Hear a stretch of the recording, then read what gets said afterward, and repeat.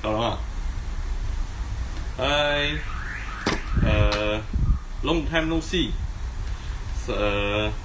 Hari ni kita akan mengeluarkan satu produk baru, Dewalt impact wrench 18 watt impact wrench. Mari kita unboxing sah.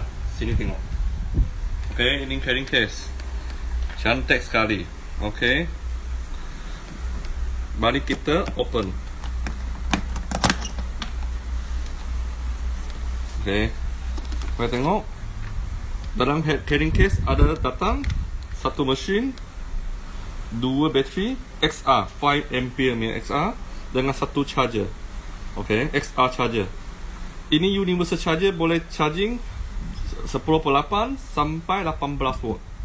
Okay, port punya grips, rubber grips. Okay, tangan senang ambil.